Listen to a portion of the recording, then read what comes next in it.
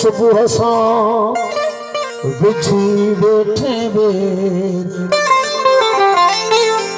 तोखे चवंदो केर तीरथ धारा मंगणो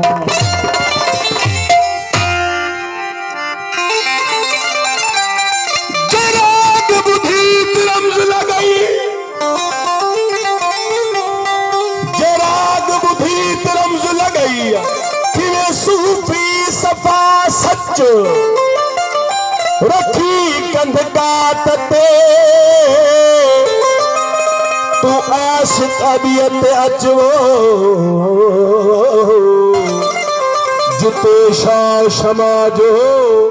उत परवाने वांगुर पच वो साई थी जलबार जे मचवो जो तुहान तुरल दल दल साज सेरा दी कयो साज सेरा दी कयो रो बिहारी रो सुबह साज संतो पियो हूँ तई पट में पर तब ठीक आन घुरेज तू छद भिजाए सपड़ रात संभाया ताजी तो लाए लसबेले जो सरदारो सखी जाम सपड़ ओ रागिन के बुधंदो या उन्हन के इनाम दीदो ज़ाहिरी भेटाई साईं उन जो मिसाल दियन था फरमांदा ओ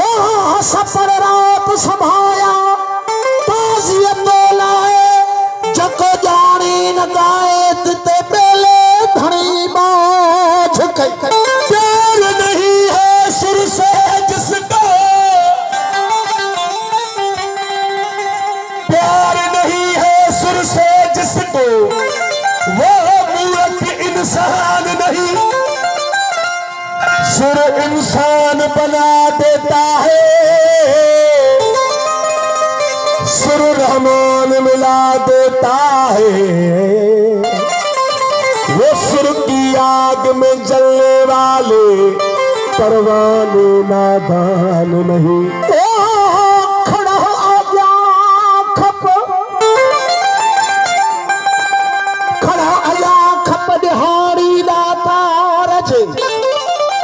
लखा लाहम लतीफ चे मथा 64 चप मंगण हारन मप कोन है गो कीरथ री फकीर होवे ता फिक्र करे फकीर होवे ता फिक्र करे अते बात कून घटावे खावे मांस हदियों दा सख्ती नाल हंधावे सब रोज करे खेजी अते निंद करार विञावे वो हक उन्हें को असुती सी सुन शाह रखल जित कल्बी जिक्र कमावे चारण लमो बंध घड़ो बेटाई फरमाए तो चारण जको है जको मंगण हार है रागी है वो लंगो है बीमार है चोटाणी उन राजा के चे तो जका मेहरबानी मुते करे तो मां ओडही अची कोन सकंदुस यानी तुझे दर ते मां कोन अची सकंदुस जेको कर्म करणो थस तो मुते घर बैठे करे मिसाल इन बेटाई सही फरमांदा ओ चारण लंगो पंध घणो चारण लंगो पंध घणो की चोटाणी चेच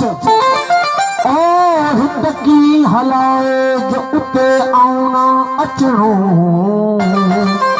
पर जेकी कदन दे बुझाई बुझ में हिकड़ा बेटाई जदो कारीगर जाणू हन राग जा साज जा बजाइण जा वे तो वही जाणू हन पर हिकड़ा दद है जेके ज़ाहिर में न को साज बजाए न राग आइन यानी न को हिन खे बजाए न का इबादत